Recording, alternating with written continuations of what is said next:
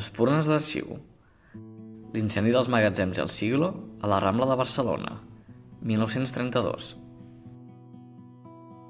El 25 de desembre de 1932, un incendi devastador va destruir totalment en 2 hores els prestigiosos grans magatzems El Siglo de la Rambla de Barcelona, després de 51 anys de la seva obertura.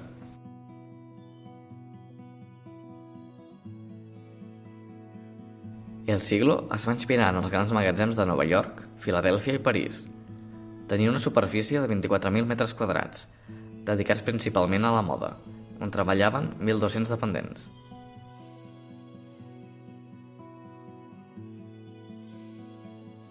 L'organització interna era molt complexa, amb diferents àrees i caps de secció. Els seus treballadors, dels més ben pagats del sector al país, tenien incentius i comissions per venda.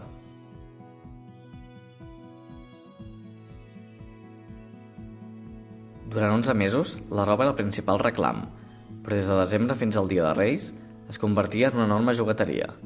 Va ser durant aquesta campanya, de 1932, quan es va produir l'incendi.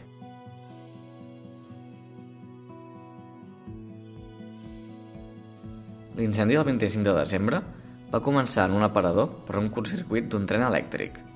Tot i les enormes flames, la premsa recull el relat d'uns joves que van entrar a l'edifici per salvar els llibres.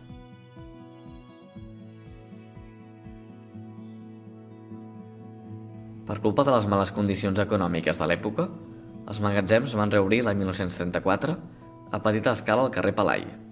L'any 1979 van acabar tancant després de l'incendi del segon edifici.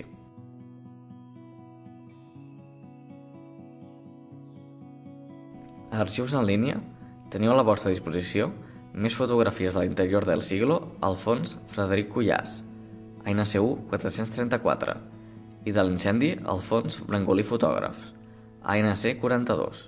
Us deixem algunes mostres.